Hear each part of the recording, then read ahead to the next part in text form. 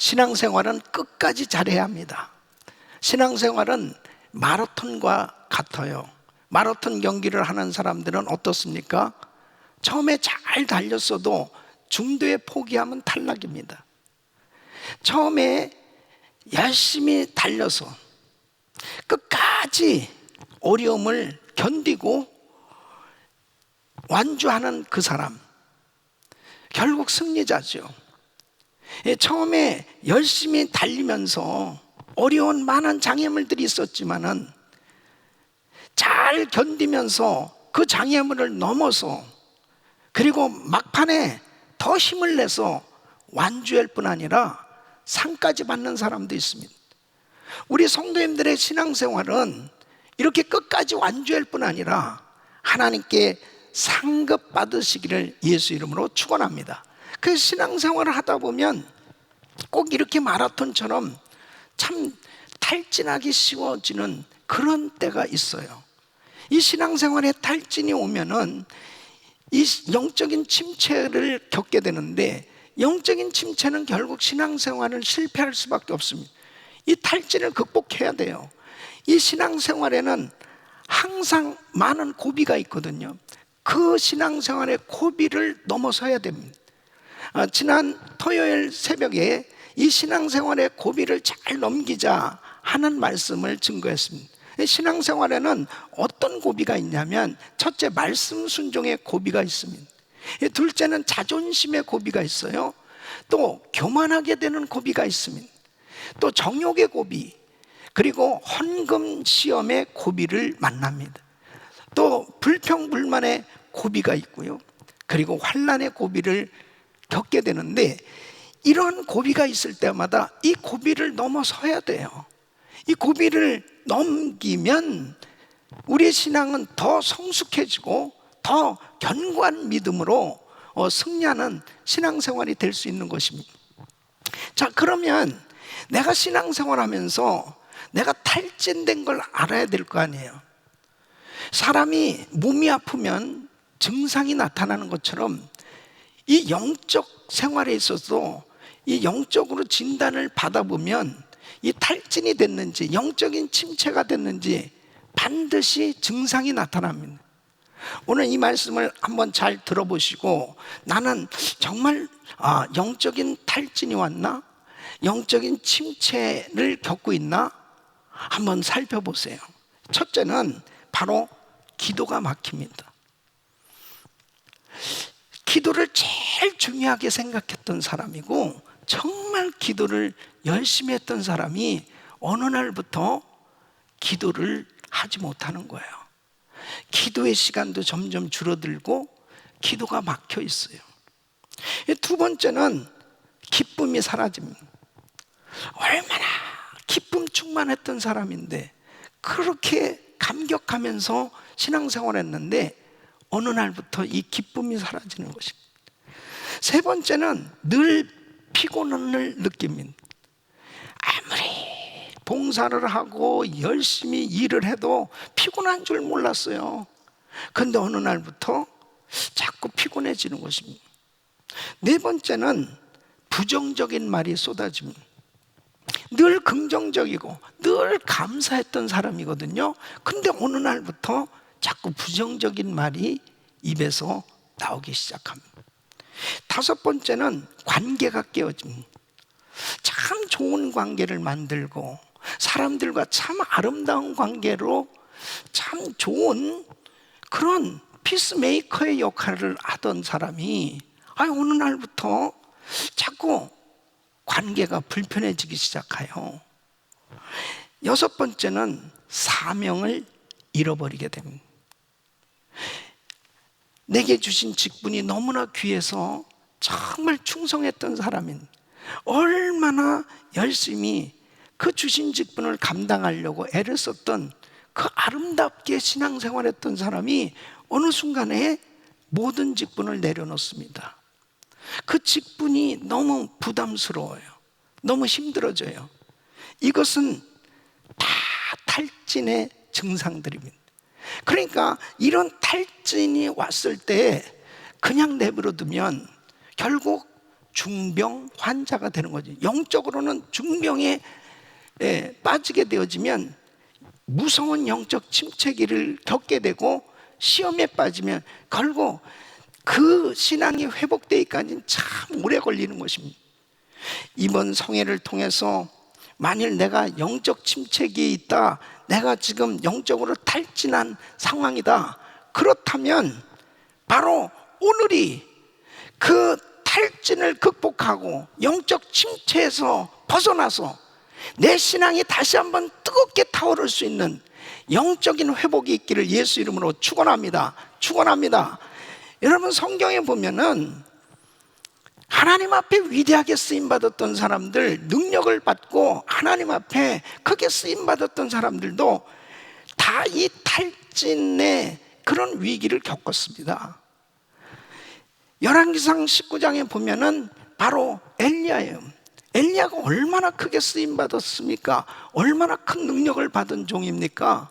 열왕기상 18장에 보면은 바알과 아세라 선지자 850명을 대상으로 자기는 하나님을 믿는 사람 대표로 나가서 얼마나 당당하게 하나님 앞에 기도하면서 하늘에서 불이 내리고 3년 6개월 동안 비가 오지 않았을 때 간절히 기도했을 때 하늘에서 비를 내려주시는 놀라운 응답도 경험하고, 하나님의 그 크신 능력을 경험하면서 귀한 사역을 감당했던 엘리야가 열왕기상 19장 4절에 보면 로렙나무 아래서 죽기를 구하는 모습을 보게 됩니다. 완전히 탈진됐습니다. 하나님, 내 생명 취해주세요. 나 데려가세요. 너무 마음이 힘든 그런 영적 침체를 경험하고 있는 모습을 보게 됩니다. 여러분, 사도 바울도 사역을 하면서 그의 생애에 하나님께서 큰 능력을 주셔서 정말 가는 곳마다 기사와 이적이 나타나고 많은 교회를 세우고 영적으로 충만한 가운데 사역을 했지만 그의 사역의 현장에는 늘 핍박과 어려움이 너무 많았습니다. 그래서 고린도후서 11장 23절로 28절에 보면 사도 바울이 얼마나 어려웠냐면요, 매를 수없이 맞고 감옥에 갇혔는데 40에 하나 감한 매를 5번이나 맞고 태장을 3번이나 맞고 배가 3번씩이나 파손이 되고 뭐 수없이 여러 위험을 겪으면서 그는 이 환난의 그 고비를 말할 수 없이 겪어야만 했습니다. 아마 웬만한 사람 같으면요, 이 정도의 시험이면은 그냥 모든 것 다 내려놓고 주저앉을 수밖에 없는 그런 어려움이죠. 이렇게 하나님 앞에 위대하게 쓰임받은 사람들에게도 반드시 영적인 이런 이 신앙의 고비를 겪게 되어지는 이런 코스를 지날 때가 있습니다. 오늘 이 본문에 나오는 모세 역시 마찬가지입니다. 40년 동안 이스라엘 백성들을 이 광야에서 이끈다는 것은 얼마나 힘든 일인지 모릅니다. 이 백성들이 물이 없다고 불평하죠. 먹을 것이 없다고 불평하죠. 조금 틈만 생겨지면 야, 우리 다시 애굽으로 돌아가자고 불평하죠. 뭐 말할 수 없는 원망과 불평 다 쏟아놓고요. 그리고 모세를 그렇게 힘들게 하는 것입니다. 이 40년 동안 모세는 이 광야 목회를 하면서 정말 탈진할 수밖에 없는 이런 시기를 겪었어요. 그런데 여러분 보세요. 이렇게 엘리야도 사도 바울도 모세도 대표적으로 하나님 앞에 큰 능력을 받고 위대하게 쓰임받은 사람들도 이 신앙의 위기는 항상 있었습니다. 근데 중요한 것은 뭐냐? 이 신앙의 고비를 잘 넘겼다는 거죠. 모세는 오늘 말씀 보면 이렇게 탈진할 수밖에 없고 이 신앙의 이 고비가 왔을 때 어떻게 이 고비를 넘겼느냐? 그 비밀을 이야기하고 있습니다. 오늘 이 말씀은 너무너무 중요한 거예요. 이 코로나 팬데믹을 통해서 우리는 말할 수 없는 시험을 당하고 있습니다. 우선 먼저 우리는 5개월이라고 하는 긴 시간을 이렇게 성전에 나오지 못하고 온라인으로 예배를 드리고 있어요. 예배를 제대로 드리지 못하는 그런 상황 속에서 많은 성도들이 영적인 침체를 겪을 수 있는 그런 환경 가운데 있습니다. 예. 여기서 우리 찬양팀들이요, 마스크를 쓰고 찬양합니다. 마스크 다 벗고 찬양하면 뭐 얼마나 좋겠어요. 그러나 서로 우리들끼리 성도들의 건강을 위해서 이렇게 마스크를 쓰고 찬양을 하는 거예요. 그러니까 우리 지난주에 전부 검사 받았거든요. 코로나 바이러스 검사 다 네거티브로 나왔어요. 모든 교역자들 전부 다. 그러니까 이 마스크 쓰는 게 굉장히 중요한 겁니다. 우리가 기도도 열심히 하지만 또 이런 방역 수칙을 잘 지키면서 지금 이렇게 신앙생활을 하고 있어요. 얼마나 피곤하고 힘든지 모르는, 너무너무 어려운 거예요. 그러니까 많은 성도들이 영적인 침체를 겪을 수 있는 이런 단계에 바로 하나님께서 이번에 한여름 성령 집회를 허락해 주신 거예요. 오늘 이 말씀이 여러분에게는, 만일 영적 침체를 겪고 있는 성도들에게는 다시 한번 나의 신앙이 타오르는, 내 신앙이 뜨겁게 회복되어질 수 있는 이런 은혜의 역사가 있는 그런 축복의 말씀이 되기를 예수 이름으로 축원합니다. 축원합니다. 바로 모세가 이런 탈진을 극복할 수 있는, 그리고 이런 신앙의 모든 위기를 넘어설 수 있는 그 비밀이 무엇냐? 바로 회막기도입니다. 회막기도.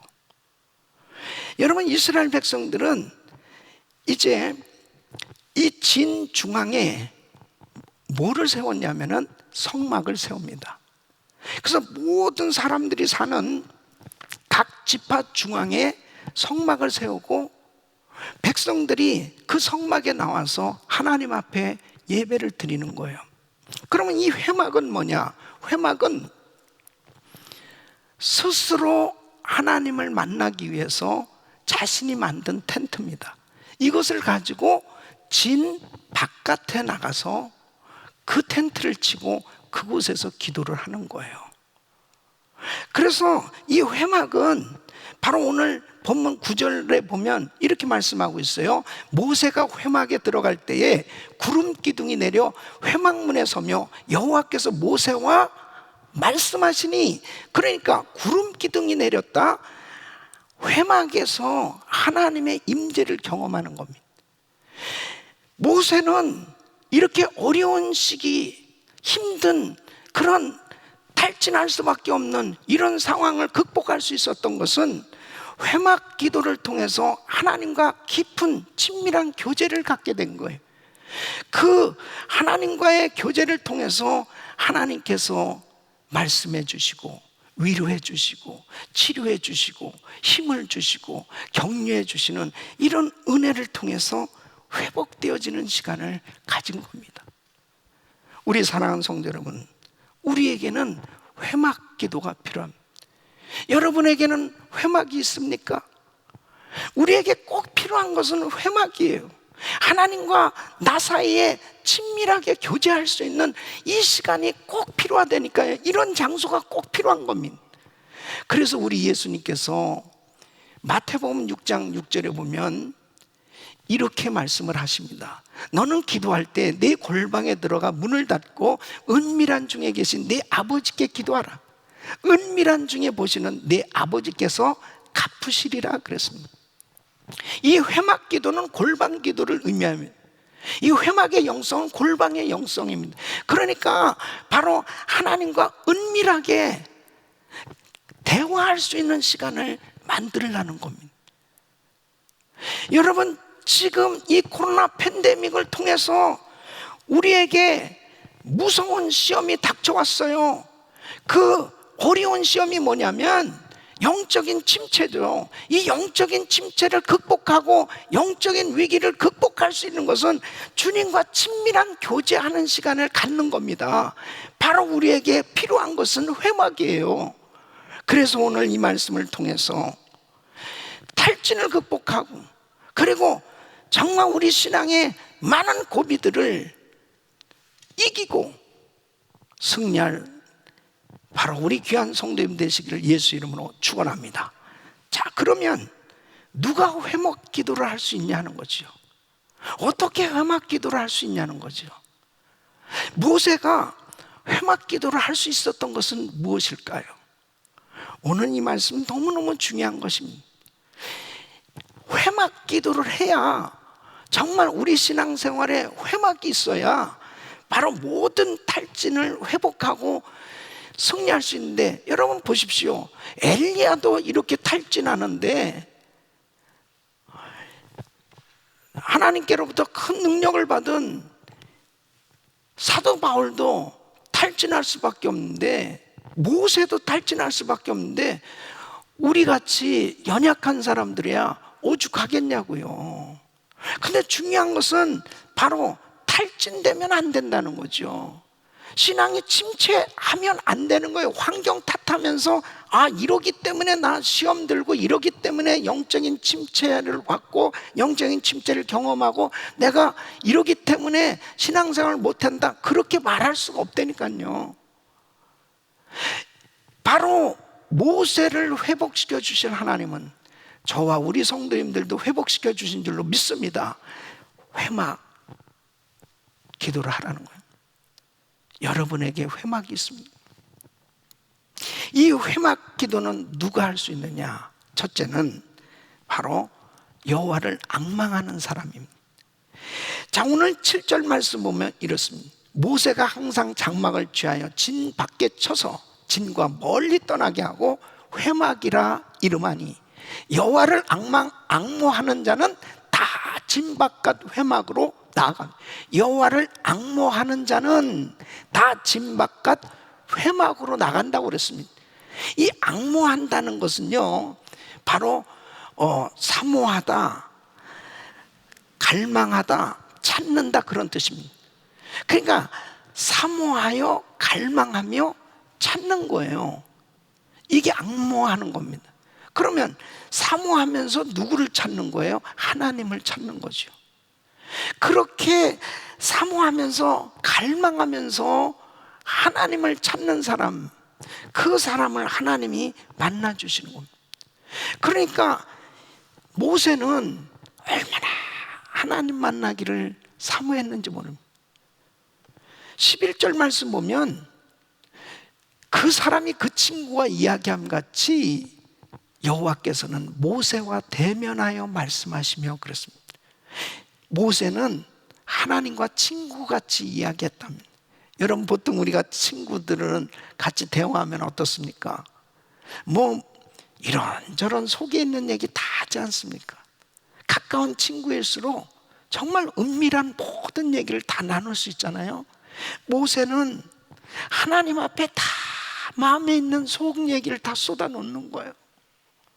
하나님께서는 또 이 모세와 친구같이 그렇게 이야기를 들어주시고 말씀하셨습니다. 여러분, 회막 기도가 이런 거예요. 바로 우리 하나님과 친밀하게 대화하는 시간입니다. 친밀하게. 그러면 누가 여호와를 앙모합니까? 하나님 사랑하는 사람이죠. 그러니까 잠언 8장 17절 말씀 보면, 나를 사랑하는 자들이 나의 사랑을 입으며 나를 간절히 찾는 자가 나를 만날 것이려나. 그러니까 그 하나님 사랑하니까 그 하나님을 앙모하는 거예요. 주님 만나서 대화해야지, 주님한테 내가 다 이야기해야지, 내 속 얘기 다 얘기해야지. 그러면서 아무도 모르게 다른 사람이 주님과 나 사이에 대화하는데 껴들 이유가 없어요. 그런 회막을 만들라는 거예요. 그렇게 주님과 골방에서 같이 소곤소곤 이야기하면서 우리 주님과 함께하는 시간을 갖는 사람은 다 회복될 수 있습니다. 그래서 사도 바울은 항상 기도하라, 쉬지 말고 기도하라, 무시로 성령 안에서 기도하라, 그렇게 기도하라고 이야기하고 자기도 그렇게 기도했던 것이 바로 이 비밀이 있는 거예요.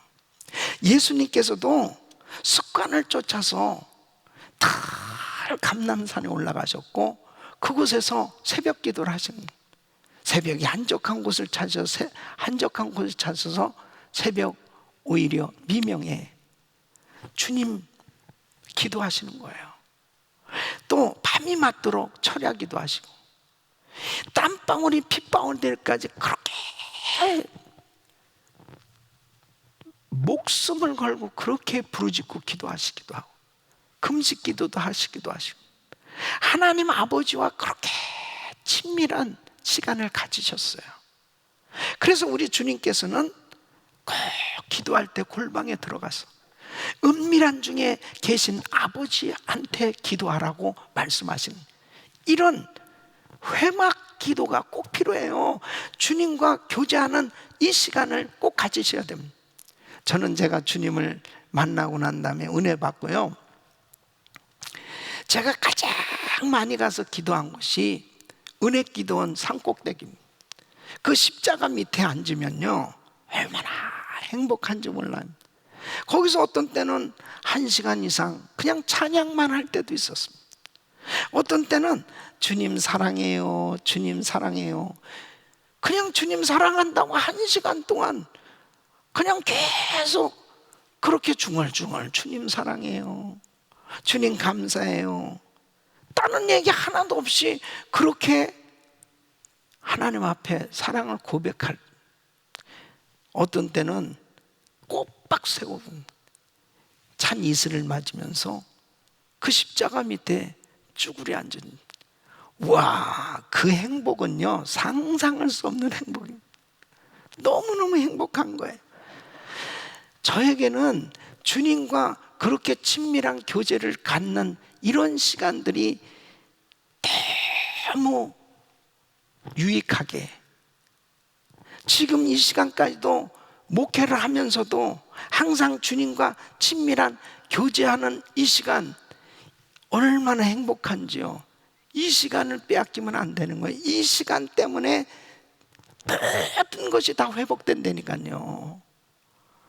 주님을 사랑하는 사람이, 주님을 앙모하는 사람이 회막으로 나아갈 수 있다고 말씀하는 것입니다. 우리 교회에서 그 전에 여자 목사님 오셔서 부흥 집회를 인도하셨습니다. 그 목사님 정말 능력을 많이 받으셨어요. 은사도 많이 받으셨고 또 목회도 잘하시고 많은 교회도 개척하셨고 훌륭한 목사님. 근데 처음 제가 만났잖아요, 제 사무실에서. 근데 목사님이 이렇게 이야기하는 거예요.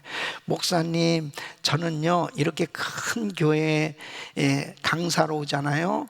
그럼 저는 꼭 내 마음으로 이런 생각을 해요. 당신이 나보다 하나님 더 사랑해? 이렇게 딱 생각을 하면은 자기는 떨리지 않는데, 여자 목사라고 뭐 떨리지 않고 큰 교회라고 떨리지 않고 담대해진대. 근데 왜 그 말을 나한테 하냐고. 그러면 자기하고 나하고 둘 중에 누가 하나님 더 사랑하느냐 생각할 때 본인이 그 말을 한 것은 곧 뭐예요? 내가 당신보다 하나님 더 사랑해, 이런 자신이 있다는 얘기 아니에요. 그 얘기를 딱 듣는 순간에 갑자기 혼란스러워지는 겁니다. 그 목사님하고 나하고 둘 중에 누가 하나님 더 사랑하나 막 계산이 되다가 금방 정리가 되더라고. 오케이, 여자 목사로서는 당신이 제일 하나님 사랑하고 남자 목사로서는 내가 제일 하나님 사랑한다.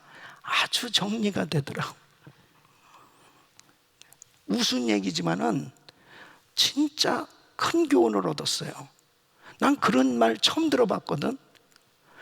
여러분, 하나님 사랑하는 데 있어서는 정말 다른 사람보다 더 사랑하려고 하는 이 마음 가지셔야 돼. 주님 사랑하는 거. 그래서 우리 예수님께서 베드로 부르셨을 때 베드로에게 다른 거 물어보시지 않았어요. 내가 이 사람들보다 나를 더 사랑하느냐, 그것만 물어보셨어요. 정말 주님은 나로 하여금 사랑받기를 원하시는 거예요. 정말 주님 사랑한다면 주님께 가까이 하고 싶어지지 않겠어요? 그 사람이 바로 회막기도 하는 거예요. 주님 사랑하는 사람이 어찌 주님을 멀리 하겠습니까? 주님을 외면하겠습니까? 나의 삶 가운데 가장 힘들고 어려운 일이 있을 때 누구를 찾겠어요? 가장 가까운 사람, 그 가장 가까운 사람, 내가 가장 사랑하는 사람, 그 사람이 나를 위로해 줄 수 있고 그 사람이 나의 문제를 해결해 줄 수 있는데, 전능하시고 위대하신 그 하나님 아버지가 정말 나하고 함께 하시고 가까이 하고 싶어 하시는데, 내 문제가 생겨졌을 때, 어려움이 생겨졌을 때 왜 주님에게서 멀어지냐 이거죠. 회막으로 나가야 됩니다.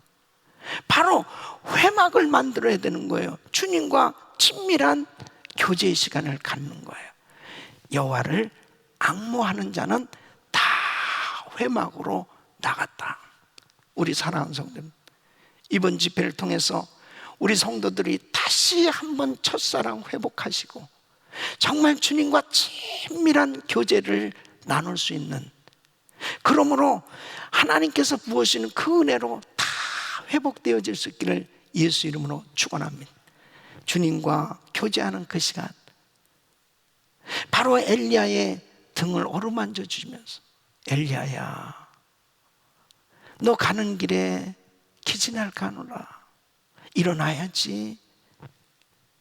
숯불에 구운 떡과 물 한 병을 주면서 엘리야를 위로해 주시는 하나님. 사도 바울을 그 엄청난 환난 가운데서도 그 마음에 평강을 주시고 기쁨을 주시고 격려해 주시면서 힘을 주시는 그 하나님, 모세에게 그 힘든 어려운 시간들을 극복해 나갈 수 있도록 친구같이 대면하시면서 격려해 주시는 그 주님, 바로 저와 여러분을 격려해 주시고 내가 너를 사랑한다, 그렇게 우리를 안아주시고 우리를 회복시켜 주신 줄로 믿습니다. 두 번째는 영혼을 사랑하는 자입니다. 여러분, 모세는 정말 영혼을 사랑하는 사람입니다. 여러분 한번 생각해 보세요. 모세가 시내산에서 십계명을 받았습니다. 하나님의 말씀을 받을 때 그가 40일 금식기도 했거든요. 금식하면서 정말 하나님께서 어마어마한 이 말씀을 주셨을 때 얼마나 감격스럽겠습니까? 이 말씀을 빨리 이 백성들한테 전해야 되겠다, 정말 기쁨으로 내려왔는데요, 웬일입니까? 산 밑에서 이 백성들이 막 정말 모세를 위해서 그렇게 중보기도 한 것이 아니고, 아니 왜 우리 지도자는 이렇게 안 나타나는 거야? 우리를 인도할 신을 만들자. 그래서 금송아지를 만든 거예요. 이 금송아지를 만들어 놓고 광란의 축제를 벌이고 있습니다. 기가 막히죠. 기가 막힙니다. 아니 하나님께서 어떻게 인도해 주신 것을 그렇게 체험을 하고 살면서 어떻게 금송아지를 만듭니까? 모세가 돌판을 집어던졌습니다. 하나님도 대노하셨습니다.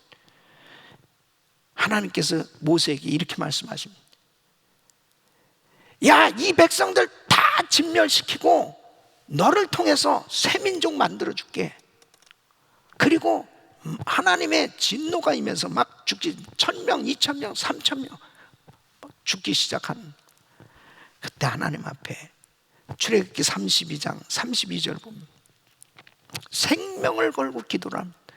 합의하시면 이제 그들의 죄를 사하시옵소서. 그렇지 않사오면 원컨대 주의 기록하신 책에서 내 이름을 지워 버려주옵소서.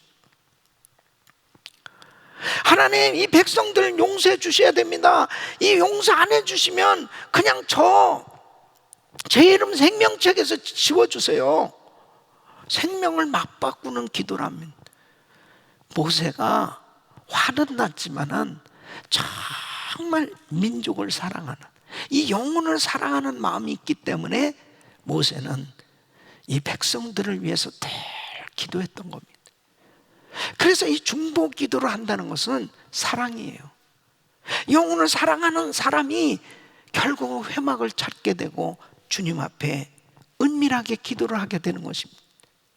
여러분, 창세기 18장에 보면은 아브라함에게 하나님께서 이제 소돔과 고모라 땅을 심판하실 것을 말씀해 주셨습니다. 그 소돔 땅에 누가 살고 있어요? 조카 롯의 가정이 살고 있는 것입니다. 그러니까 창세기 18장 24절부터 보면은 하나님, 그 소돔 땅에 의인 50이 있어도 그곳을 멸하시고 용서치 아니하시리까? 그 기도하고 나서 양이 채워지지 않는 거죠. 그럼 45명은요? 40명은요? 30명은요? 20명은요? 아니, 죄송합니다. 이제 마지막으로 10명 있다면요, 10명이 없어서 결국 소돔 땅은 멸망했습니다.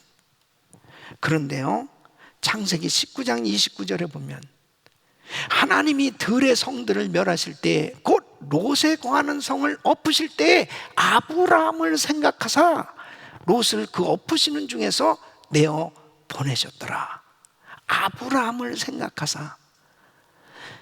그래도 아브라함이 조카 롯의 가정을 위해서 하나님 앞에 하나님 계속 딜을 하잖아요. 계속 은밀하게 우리 주님하고 교제하면서 대화하는 거예요. 40명 있다면요, 30명 있다면 20명, 10명 막. 그래도 이 아브라함의 이 기도를 받으셔서 그 성을 멸하실 때 조카 롯의 가정을 구원해 주시잖아요. 사랑하는 성도 여러분, 영혼 사랑하는 사람이 돼야 됩니다. 그 영혼 사랑하는 사람이 기도할 수 있어요. 중보기도 할 수 있습니다. 고린도후서 11장 28절에 보면 사도 바울은 참 교회를 사랑했습니다. 성도들을 너무너무 사랑했습니다. 그래서 그의 생애에 그렇게 사역하면서 엄청난 환난을 당했는데 40에 하나 가만매를 맞고, 그리고 태장으로 맞고 돌로 맞고 감옥에 갇히고 이렇게 어려웠어도 28절 보면 이 외의 일은 고사하고, 그건 그냥 괜찮아요. 근데 날마다 내 속에 눌리는 일이 있다는 거예요. 곧 모든 교회를 위하여 염려하는 것이라.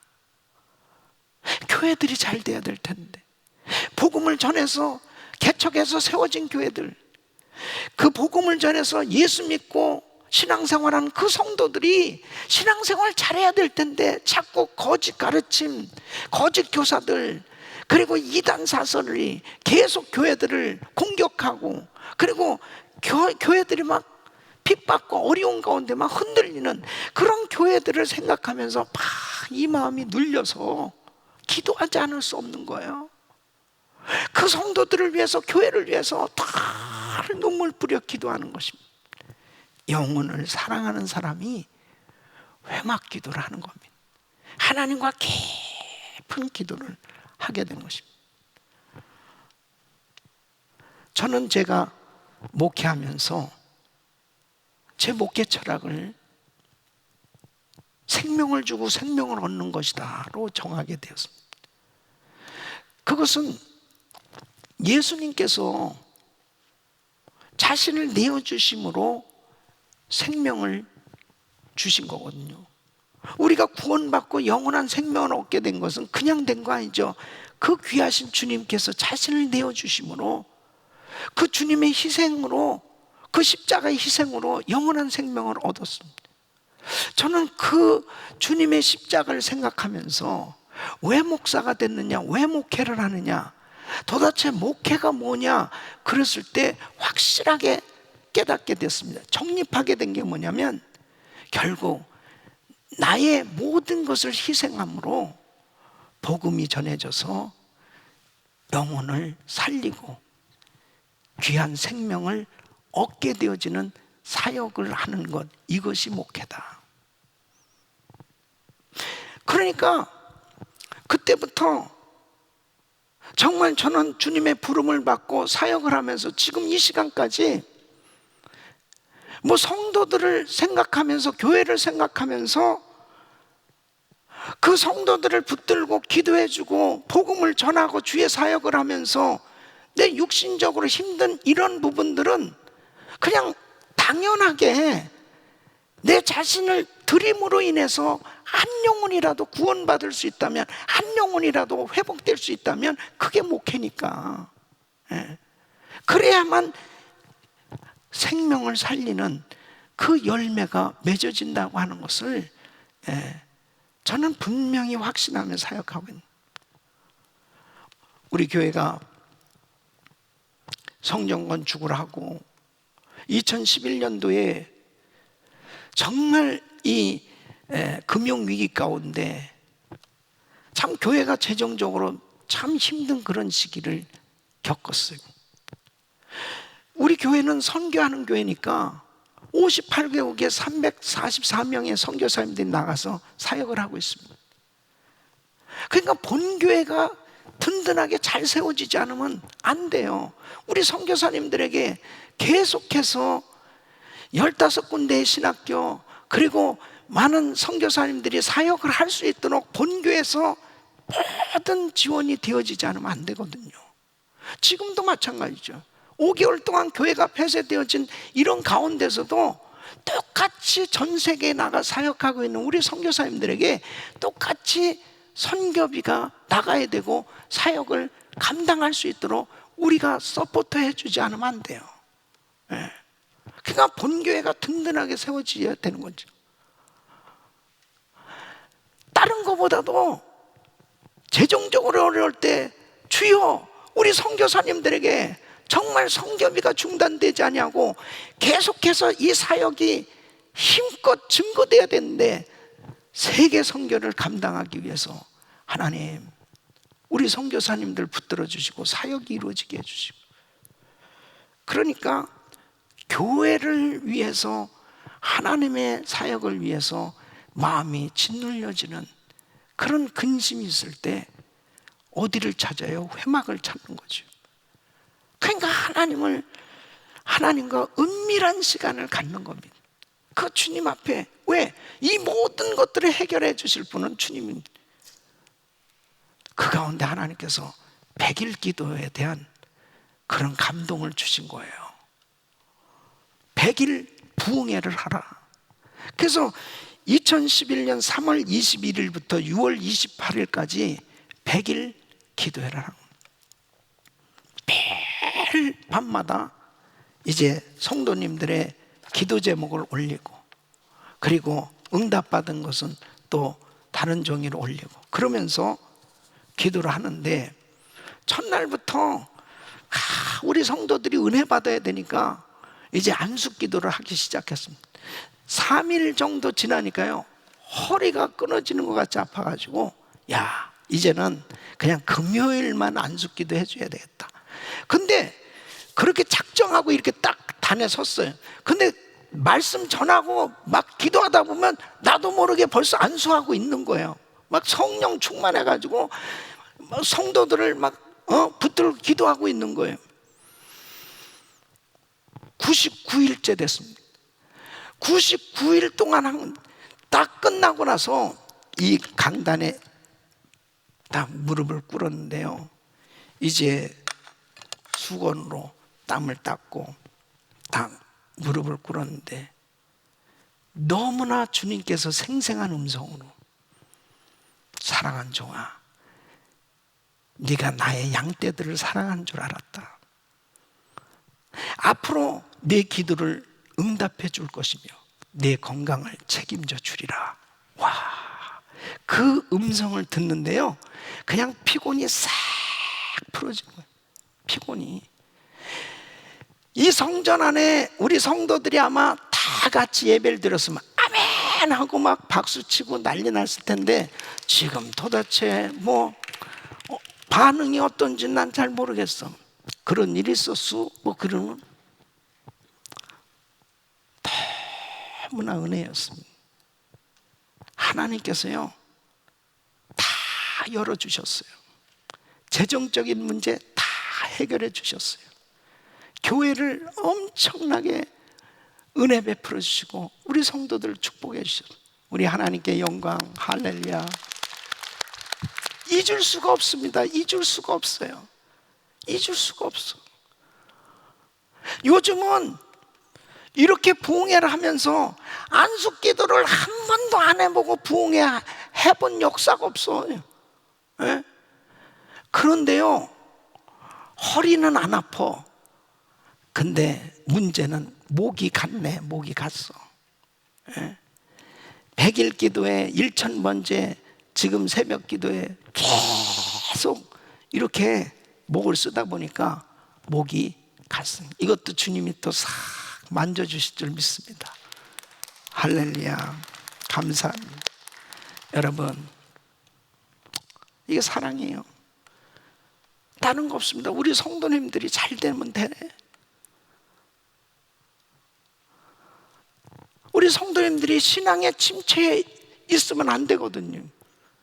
정말 우리 성도님들이 이렇게 코로나 팬데믹으로 인하여 만나지도 못하고 정말 안타까운 신앙생활을 하고 있는데 이런 가운데 있다 하더라도 우리 성도들이 영적으로 침체되고 방황하면 안 되기 때문에 목숨 걸고 사역하고 있는 겁니다. 우리 성도들이 다시 한번 신앙이 불타오르게 하여 주시고 뜨거운 신앙생활 하게 하여 주시고 첫사랑 회복돼서 열정적으로 주님을 섬기게 하여 주시옵소서.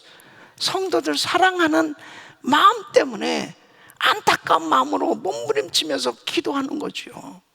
그래서 하루도 이 성전을 떠나본 적이 없습니다. 다 문이 닫혔어도 매일같이 이 성전에서 이 강단에서 기도하는 거예요. 성도들을 위해서 기도하는 거예요. 사랑하는 성도 여러분, 여러분의 가족을 사랑한다면, 여러분의 자녀를 사랑한다면 기도 안 하겠어요? 여러분 정말 교회를 사랑한다면 교회를 위해서 기도 안 하겠어요? 바로 사랑이 있기 때문에 관심이 있고 관심이 있기 때문에 기도하는 겁니다. 모세는 왜 회막 기도를 할 수 있었느냐? 민족을 사랑했기 때문에, 그 영혼을 사랑하는 마음이 있었기 때문에 우리 주님과의 깊은 교제하는 시간을 가졌습니다. 영혼을 사랑하기를 예수 이름으로 축원합니다. 가족을 사랑하고 우리 자녀들을 사랑하고 또 우리 가정교회 우리 목원들을 사랑하고 우리 귀한 성도님들 또 우리 선교사님들 사랑하고 또 특히 이 미국을 사랑하세요. 이 미국이 잘 돼야 됩니다. 미국의 주요 영적 대각성의 역사가 일어나게 해주세요. 미국의 회개를 위해서 정말 미국의 죄를 내가 끌어안고 기도하고 있어요. 미국이 잘 돼야 되기 때문입니다. 미국이 회복돼야 됩니다. 그래야 세계 선교를 감당할 수 있는, 미국이 무너지면요 전 세계도 무너지는 겁니다. 미국이 얼마나 중요한 나라인지 아세요? 우리 대한민국 중요한 나라입니다. 매일마다 우리 조국을 위해서 기도하는 겁니다. 남북한이 하루속히 평화 통일을 이루게 해주세요. 한반도에 전쟁 없게 해주시고 정말 제사장 민족으로 쓰임받게 해달라고 기도하는 겁니다. 사랑이 있어야 회막을 찾게 됩니다. 사랑하는 곳을 위해서 기도하게 되는 것입니다. 세 번째는 비전을 가진 사람이 회막 기도하는 겁니다. 비전이 있으면 하나님께 매달리게 됩니다. 여러분 어떻게 모세가 40년을 견딜 수 있었겠습니까? 비전 때문이에요. 모세에게 하나님께서 비전을 주셨어요. 이스라엘 백성들에게 젖과 꿀이는 가나안 땅을 주시겠다는 거예요. 그 젖과 꿀이는 가나안 땅의 비전을 받았기 때문에 광야 생활하면서도 가야 될 곳이 있어요. 분명한 목표가 있는 거예요. 광야에 머물 것이 아니고 분명히 가야 될, 정착할 곳은 가나안 땅이라는 거죠. 그래서 광야 생활하면서도 그 어려움을 견딜 수 있었던 것입니다. 여러분, 코로나 팬데믹 가운데서 정말 이 어려운 시기를 누가 잘 견딜 수 있느냐? 비전을 가진 사람이에요. 신앙의 목표가 있어야 돼요. 분명한 내 삶의 목표가 있어야 돼요. 그 사람이 바로 회막을 찾고 어려운 가운데서도 주님 앞으로, 주님께 나가 기도하는 거죠. 그래서 11절 말씀 보면 그 수종자 눈의 아들 청년 여호수아는 회막을 떠나지 아니하니라. 여호수아는 모세가 기도하는 모습을 보았어요. 모세가 늘 하나님과 대면하면서 회막에서 기도하는 모습을 곁에서 지켜봤어요. 그리고 하나님께서 주신 그 비전을 분명히 알았습니다. 그래서 그 비전을 붙들고 젊은 시절부터 여호수아는 하나님 앞에 회막 기도를 한 거죠. 하나님께서 모세에게 주신 이 비전이 여호수아에게 전달된 겁니다. 그리고 여호수아를 통해서 가나안 정복의 이 비전이 이루어졌어요. 비전이 있는 사람, 하나님을 찾고 하나님께 매달려요. 그리고 어려움을 견디고, 그리고 하나님께서 주시는 은혜로 승리하게 되는 겁니다. 오늘 이제 4부 예배 마지막 부흥회는 꿈을 꾸고 이루는 축복에 대해서 말씀을 전할 텐데, 어떻게 이 비전을 갖고 이 비전을 이룰 수 있느냐? 저는 예고편까지 이렇게 다 얘기해 주는 착한 목사예요. 이 얘기는 뭐예요? 4부 예배 꼭 참석하라는 거예요. 그래서 마지막 부흥에 정말 확실하게 응답받으시길 예수 이름으로 축원합니다. 사도 바울도 마찬가지예요. 사도 바울도 그에게 많은 환난이 있었고 어려운 시험이 있었지만 그는 비전이 있었습니다. 빌립보서 3장 14절 보면 표대를 향하여 그리스도 예수 안에서 하나님이 위에서 부르신 부름의 상을 위하여 쫓아가노라. 표대가 분명히 정해졌습니다.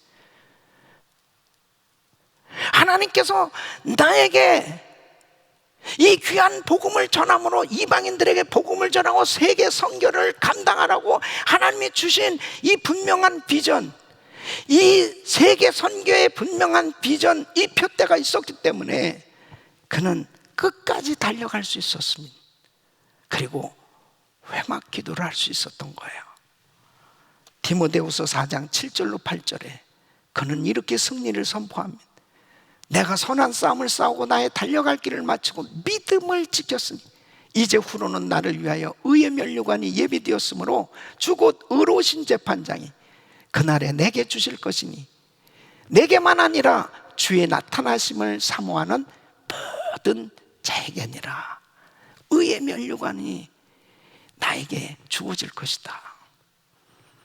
그래서 그렇게 매를 맞고 그 엄청난 환난과 시험을 당함에도 견딜 수 있었어요. 비전을 가진 사람, 그 사람은 어떤 어려운 환경 가운데서도 흔들릴 수 없습니다. 주님을 꼭 붙들고 그 주님과 교제하는 회막 기도를 통해서 다 모든 어려움을 극복하고 그 비전을 이루는 삶이 되는 걸 볼 수 있습니다. 라인하르트 본케라는 선교사님이 있습니다. 아프리카 선교사님. 이분은요, 원래 독일에서 파송받았죠. 처음에는 도어투도어로 선교를 하기 시작했습니다. 그렇게 선교를 하면서 몇십 명을 주님께 인도하며 사역을 하는 가운데 어느 날 남아공의 레소토라고 하는 곳에서 기도를 하는데 놀라운 은혜를 받습니다. 환상 중에 아프리카 전체에 그리스도의 보혈이 덮이는 것을 보게 됩니다. 그러면서 기도를 할 때마다 너무나 선명하게 아프리카 전역에 주님의 보혈을 덮어주시는, 이것은 대중 전도를 통해서 많은 영혼을 주님께 인도하는 이런 감동을 하나님께로부터 받은 거예요. 비전을 받은 거예요. 그래서 본국의 선교국에 연락을 합니다. 이런 사역을 해야 되겠다. 그러니까 다 반대하는 겁니다. 우리 선교는 이런 방식으로 하는 거라고, 과거에 했던 그 채택된 방식대로 하라고, 그렇게 지시가 내려옵니다. 이분이 이렇게 이야기합니다. 내 주변에는 능력 있는 사람은 많지만 비전 있는 사람은 참 적다. 그래서 하나님이 주신 이 비전이 너무나 뚜렷하기 때문에 힘들어도 순종해야 돼. 그래서 이제 처음에 그 대중 집회를, 전도 집회를 했는데 한 800명 정도가 모였어요. 그렇게 이제 시작을 합니다. 얼마나 기도한, 몸부림치며 기도한, 주님이 보여주신 그 비전대로 순종합니다. 말씀할 때마다 어디로 가세라, 어떻게 하라, 주님이 시킨 대로 하는데, 우와, 나이지리아에서는 160만 명이 모인 겁니다. 100년. 여러분 놀라지도 않죠? 160만 명, 어마어마한 사람들이 모인, 그냥 엄청난 인파가 주님을 영접하는 거예요. 하나님이 하시면 되는 겁니다. 비전을 가지니까 그런 집회하려면 쉽지 않아요. 그러나 하나님 앞에 계속 골방 기도를 하고 이 회막 기도를 하면서 그 비전을 가지고 기도하는 가운데 하나님이 하나씩 하나씩 다 열어주시면서 그렇게 사역을 감당하게 해주셨습니다. 그래서 루터는 종교개혁하면서 얼마나 많은 장애물이 있었습니까? 그런데 루터는 이렇게 이야기합니다. 우리가 바쁘기 때문에 더 기도 많이 해야 한다. 왜? 우리 주님께서 해주셔야 되는 것을 알기 때문에. 여러분, 비전 있는 사람은 회막을 찾게 돼 있어요. 골방을 찾게 돼 있어요. 주님과 은밀한 시간을 갖게 되는 것입니다. 그때 주님의 지시하심을 받고 힘든 어려운 장애물을 극복할 수 있도록 우리 주님께서 은혜를 더해 주신 줄 믿습니다. 저는 하나님께로부터 분명히 비전을 받았습니다. 마태복음 24장 14절 말씀, 이 천국복이 모든 민족의 증거되게 온 세상에 전파되니 그제야 끝이 오리니. 모든 민족에게 복음이 전해지면, 세계 선교 마무리되면 우리 예수님 오신다는 거예요. 지금 우리가 살고 있는 이 세상은 이제 말세입니다. 주님 오실 날이 정말 가까워요. 이때 우리가 해야 될 것은 미전도 종족에게, 예수 소리 한 번도 들어보지 못하고 죽어가는 그 영혼들에게, 그 지역에 복음을 전해야 돼요. 선교사를 파송해야 돼요. 교회를 세워야 돼요. 그래서 미전도 종족지에게 7,000개 센터교회를 세우게 해 주시옵소서. 제자들을 세워서 그들로 하여금 계속해서 복음을 전하고 교회를 세우게 해주세요. 그것이 진행되어지는 가운데 이제 이방인의 수가 채워지고 구원받기로 작정된 자를 다 주님이 불러주셨을 때 우리 주님은 오시는 겁니다. 이 비전을 받은 우리 성도들, 코로나 팬데믹 때문에 주저앉을 수 있습니까? 모든 것이 차단되고 막혔다고 그냥 선교하지 않을 수 있겠습니까? 아니요. 그러니까 지금은 어느 시기냐? 하나님께서 이렇게 골방 기도할 수 있는 기회를 준 거죠. 그래서 주님과 더 많은 시간을 가지세요. 더 기도 많이 하는 시간을 가지세요. 그 가운데서 주님은 우리에게 또 다른 놀라운 사역의 계획과 방법과 전략과 모든 것들을 주실 거예요. 주님께서 하시면 되는 겁니다. 우리 사랑하는 성도 여러분, 이 코로나 팬데믹으로 인하여 지금 많은 일들이 제한당하고 좌절되고 힘든 그러한 상황 가운데 살아가고 있지만 골방 기도는 할 수 있지 않습니다. 주님과 은밀한 시간을 가지고 교제하는 시간은 얼마든지 가질 수 있는 거예요. 이 시간 우리 성도님들이 꼭 다시 한번 주님과 깊은 교제하는 시간을 가지고 첫사랑을 회복하시고 다시 신앙이 불타오를 수 있는, 뜨겁게 신앙이 더 열정을 회복하고 하나님 앞에 귀하게 아름답게 드려질 수 있는 그런 용기 있는, 그리고 담대한, 그리고 하나님 앞에 아름답게 쓰임받는 복된 삶이 되시기를 예수 이름으로 축원합니다.